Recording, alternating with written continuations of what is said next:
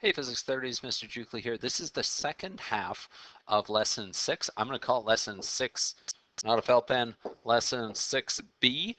It's all the mathy parts of lenses and mirrors. It's actually fairly easy math, but lots of little annoying things to remember with this one. So our formulas for these, excuse me, our formulas for these ones,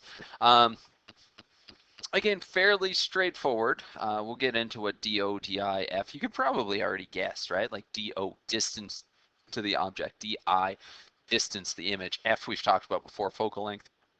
Height of the image, height of the object. R is the radius of curvature. Also the center for some things is equal to 2 times the focal length. And then mag is the magnification, how much bigger or smaller. So I said we'd go through them in a second, but we ended up going through them right now. Anyways, we break them apart into our horizontal measurements. Now, they're not necessarily always horizontal, but typically we have our lenses and our mirrors set up like this. So when we say horizontal, we always mean along the principal axes, right? So measurements that are parallel or along the principal axes. So these measurements, we always do from the vertex or from the optical center, kind of important there. And like we mentioned before, DO, distance to the object, DI, distance to the image, F is the focal length. Cool, so fairly straightforward with those horizontal measurements. Our vertical measurements, so when we say vertical, we mean perpendicular to the principal axes, so measured from the principal axes, and they include our height of the object, height of the image, and the magnification. Cool, so from the principal axes to the top of the object, to the top of the image, I guess in that case technically would be the bottom of the image, but always from the principal axes. The radius, that's our radius of curvature, which remember we talked about these mirrors being gigantic spheres. The radius of curvature is essentially from the center and is always 2 times the focal length. So you've got a focal length and you've got another focal length, 2 times the focal length to give us our radius of curvature. Fairly straightforward. Cool. This is where things start to get a little bit trickier. A little tiny bit trickier. So for distances, they are positive when they are real distances. They are negative when they are virtual distances. So remember, these are measurements along the principal axes. Positive when real, negative when virtual. Need to know that one. Focal lengths, same idea. So positive when converging. And let's think about that. Is that a real focal point? Do real light rays pass through? Absolutely. So also when real. So in summary, anytime something is a horizontal measurement and it is real, we're going to call it positive, so real light rays. Cool. Negative for diverging, which again would be a virtual focal point. Again, virtual, negative. Nice. For our height and our vertical measurements, if it is upright, it is positive. If it is inverted, it is negative. So upright, positive, inverted, negative. Cool. Magnification, a little bit trickier. A little bit trickier. So the positive and the negative, they still tell us about upright and inverted. So if I've got a positive magnification, that means it's upright. If I've got a negative magnification, that means it's inverted. Nothing to do with bigger or smaller yet. It's the number that tells us bigger or smaller. So if I have a number that's greater than 1, that means it is more than 1 times bigger than the original object. It means it's bigger. So for example, a magnification of 4 means it's 4 times bigger than the original object. So in this case, I might have a magnification of positive 4. Positive 4 means it's going to be 4 times bigger and it's going to be upright. If I had a magnification of negative 4, it would be 4 times bigger. So negative 4 would be 4 times bigger and inverted. Cool. What if I had a magnification of 1? It's 1 times as big as the original. It's the same size as the object. What if I have a magnification of 0.5? That means that it's 0.5 times as big as the original object, which means it's smaller than the original object. So positive tells you upright, negative tells you inverted. It's the number that tells you how many times as big as the original object it is. So you kind of need to memorize this stuff, these sign conversions, and this is where it gets a little bit annoying and a little bit confusing. It's also on page 162 of your workbook, so you can always flip back to it. Cool. Couple important notes for us. Real images are always inverted. You may have noticed that with the things that we were drawing last time. Virtual images are always upright. So real is inverted, virtual is upright. Something to keep in mind there. Oh wait, let's check out two quick examples here. So you have a 20 centimeter tall object. Let me get a better felt pen for writing here. A 20 centimeter tall object, I think that's going to be my height of the object, is placed in front of a concave mirror. That's kind of important. The focal length is 80 centimeters. We see a virtual image that's 133 centimeters from the mirror. Determine the height of the image. So I think what I want to do here is I just kind of want to go through and summarize all this information that I got. So height of the object we're always going to say is positive, so it's just 20 centimeters. Oh, and I should also note with this, all the formulas that we dealt with are all just ratios. So as long as all your units are the same, so centimeters, centimeters, centimeters, you should be fine. If you mix centimeters and meters, you kind of hooped, but centimeters with centimeters, meters with meters, they're fine, as long as they match. Cool.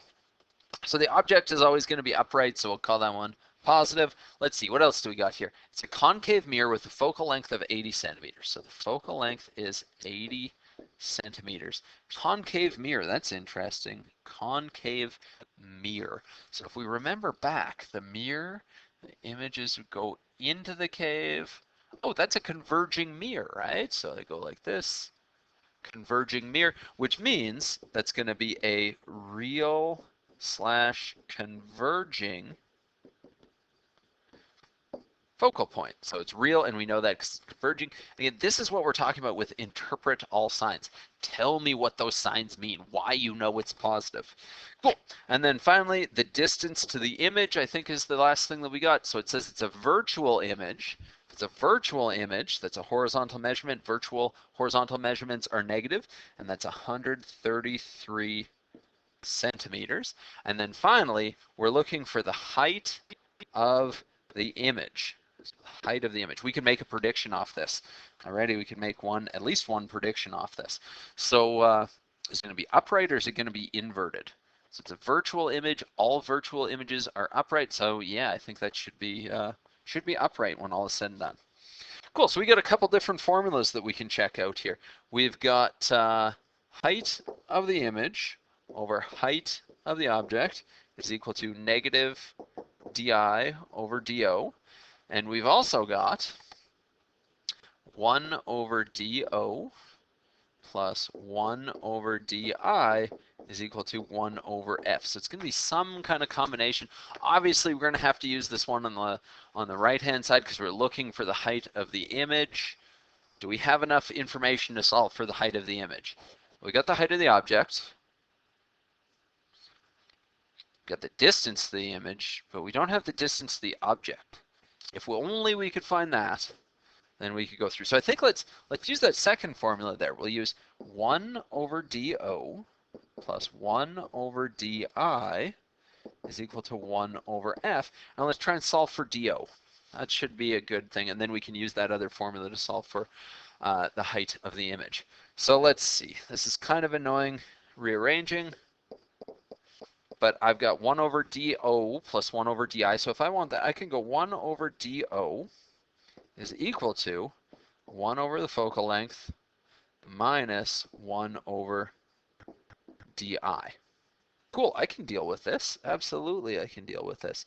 So 1 over do is going to be equal to 1 over the focal length. So it's 1 divided by positive 80 centimeters minus 1 divided by the distance to the image, negative 133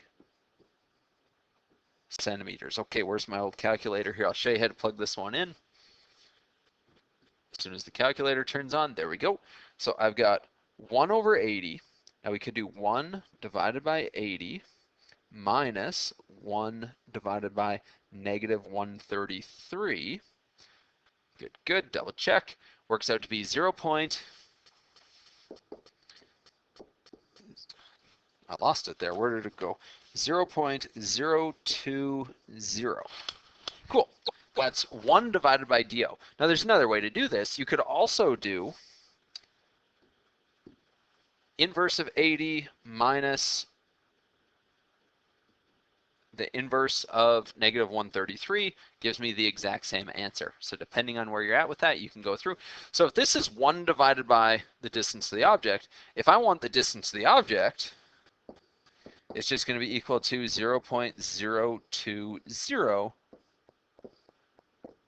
to the power of negative 1. This is the inverse of the object. I need to take the inverse of that to get to distance to the object. So again, back to the calculator, we could do this in one of two ways. We could say second answer to the power of negative 1, 49.95 centimeters, or I could do 0.0, actually go back, I could do 1 divided by 0.0200187997, and it would give me the exact same thing. So my distance to the object is going to be equal to 49.953 centimeters, and that came out as a positive, so that's kind of important to note. That is real, and of course it's real. It is an object. You can't really have virtual objects. Okay, so now we've got the distance to the object. Now I think we're ready to go through. Let's just extend that out a little bit, and I think we're ready to figure out the height of, which one are we looking for? The image, the height of the image. So height of the image divided by height of the object is equal to negative di over do. So I just want to rearrange. My height of the image is equal to negative di times ho over do. We have all those numbers. We just got to plug them in. No problem. So negative, what was di? I think it was negative 133. Yep. Negative 133 centimeters times the height of the object, which was up here, 20 centimeters, divided by the distance to the object, so 49.953 centimeters. Notice if everything's in centimeters, well, centimeters cancel out. That's perfect. That's exactly what we want. Okay, so we plug the numbers in, and it works out to be positive 53.3 centimeters, which is upright. And we guessed at the beginning that it was going to be upright because it's virtual, and that makes sense, right? So it's upright. Cool. I guess we could also talk about, is it bigger or smaller? It's another thing we could look at. So if the object was 20 centimeters and this is 53 centimeters, we could not only say upright, we could say upright and bigger. Cool. One little piece to add to it. So not so bad. When we look at these formulas, like the formulas aren't too bad to deal with. It's making sure that you're interpreting all those signs that's really going to mess around with people here. So be careful with those signs. Double check things as you go through and as you practice. Cool. Let's check out, excuse me, let's check out one more example here. So we got an object that's located 15 centimeters in front of a convex mirror. Okay, 15 centimeters in a convex mirror. The fact that it's convex and the fact that it's a mirror is important. The radius of curvature is 10 centimeters. We're going to figure out what the magnification is, and we want to interpret all of the signs. So let's make a quick summary of all the stuff that we've got here. We got the distance to the object is 15 centimeters, and the object is obviously, it's going to be positive, it's going to be real. Objects are real. Cool. We've got, what else do we got here? Well, we've got the radius of curvature. I don't really want the radius of curvature. I'd rather have the focal length. So I'm going to say the focal length is equal to the radius of curvature divided by 2. So that's going to be 10 centimeters divided by 2, which is 5 centimeters. But we'd better pay real close attention to the fact that this is a convex mirror. So convex mirror, rays come in and they diverge like this. So convex mirror, that means that's a virtual focal point. Virtual, and if it is indeed virtual, because it's convex, that means it's a negative. So we really want to make sure that we put that negative there. Cool. We are looking for the magnification, and it kind of seems like that's all the information that's given to us. Wow, that's not much. Okay, so clearly we want to use the formula with magnification in it. Clearly. I don't think we're quite ready for that yet. So, and let's spread it out. Let's have a quick look and let's see. You don't necessarily need to write this out. This is just a bit of scrap thinking here. So we got HI over HO is equal to negative DI over DO, which is equal to the magnification. So clearly we have to use this formula. Now I know nothing about the heights whatsoever, so chances are I'm not going to use that part, but I do know the distance to the object, so check. If only I could find the distance to the image, I could get the magnification. Okay, so that should be our goal, figuring out the distance to the image. Let's see. Go back to the nice felt pen. So we've got 1 over DO plus 1 over DI is equal to 1 over the focal length. Cool, okay.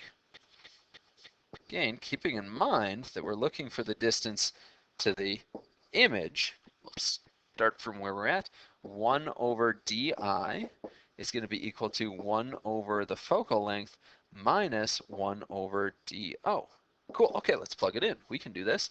So that's 1 divided by negative 5 minus 1 divided by DO, what was it, 15. Okay, when we plug that into our calculators, we end up with negative 0.2667, which means my distance to the image is actually going to be, so I take the inverse of that negative 2.667, and it means that it's going to be equal to negative 3. I got a little messy there. I'm working right at the bottom of the board. 3.75 centimeters. And the fact that it came out as a negative is kind of important. What does that actually mean if the distance to the image is a negative? It means it must be a virtual image. Virtual image. Is a virtual image upright or inverted? Virtual images should be upright. So we should be looking for a positive magnification. That's another hint that we've got there. Okay. Next one, back to our original formula that we're messing around with there. Height of the image over height of the object is equal to negative DI over DO, which is equal to the magnification. We said we know nothing about those heights, so let's just ditch that. Okay, magnification. Looks like I got a formula. It looks like all I really need to do is plug in some numbers. Awesome. So my magnification is going to be equal to negative DI over DO. And we just figured out that DI was, let's see, negative 3.75. Of course, that's centimeters, divided by the distance to the object, which I believe was a positive 15 centimeters. And then don't forget, this little negative in here that corresponds to the entire thing. So my magnification, when all is said and done with this, we plug in all the numbers there, should be positive 0.25. And notice there's no units because centimeters cancels with centimeters. All this really means is that it is 2.5 times as big as the original. It is smaller than the original, so let's even, maybe I shouldn't have put a box around it yet. It is smaller than the original, and because it's positive, that means that it is upright, just like we figured a minute ago. Just add that to the box, I guess. A little bit messy, but I hope you get the idea. Big things with this, you're going to use a combination of those two formulas, and you really got to keep your sign convention straight. Like, that is the hardest part about this, is keeping sign conventions clear and straight. So anyways, let's talk a little bit about that electromagnetic spectrum. Do we remember the order? Sure hope we do. Today, we're talking about ultraviolet, which means above violet. So Raging Martians invade Venus using X-ray guns gives us the order. Ultraviolet, probably heard lots about that in the news in the last little while. Even today, I think today the weather told me it was going to be UV index of 7 or high. UV is when we start to get into ionizing radiation. Ionizing radiation can destroy cells and destroy DNAs, create cancer. So if you are concern. If you see new moles, if you see asymmetry in your moles, irregular border, irregular color, or the diameter gets pretty big, about 6 millimeters or bigger, there's a chance that that sun has done some serious damage to your skin and you got melanoma, which is skin cancer. So let's hope that's not the case. Let's hope that you protect yourself from this using sunscreen with SPF of, I believe they recommend 30 or higher, but I mean, or higher is never a bad option. Doesn't really cost any more. UV protective clothing, hats, stuff like that. And even sort of our natural protection is the ozone layer, and we don't want to use CFCs because, well, they destroy it. The good thing about UV radiation is that it allows us to produce vitamin D, which is kind of important. So what they do in places that don't get a ton of sunlight, like even Edmonton, in our northern climate here, right? Like take a vitamin D supplement. You can add it to milk as well. If you ever buy milk, regardless of whether it's almond, oat, or cow's milk, they often fortify it with vitamin D because you need that. They often make people stand in front of lamps, like little kids standing in front of UV lamps way, way, way up north to make sure they get it. Wait, one more to talk about, X-rays. So even higher penetrating ability, even more dangerous, even higher ionizing ability. So it is essentially, it comes from the deceleration, the slowing down of really, really high energy electrons.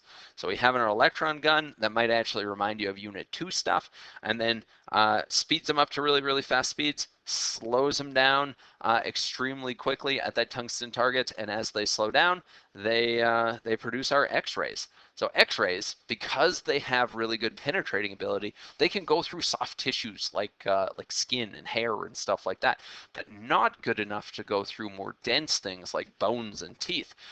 If you've been in Mr. Dyer's room, those are actually my knees on Mr. Dyer's window that he's got there. If I had windows in my classroom, they'd be up in mine, but no such luck, I guess. Anyways, protection, because the penetrating ability and the ionizing ability is so much greater, you actually need to protect yourself. So often you see lead vests and lead aprons and things like that. When you go to the dentist, you get a lead collar that blocks it. The dentist themselves and the people, X-ray technicians, typically go behind lead glass. They have dosimeters to make sure that they're not having too much. And yeah, pretty interesting stuff. Anyways, that's our lesson for today. That is the wrap up of lesson 6. Anyways, get to some practice and let me know how it goes. Okay, bye for now, Physics 30s.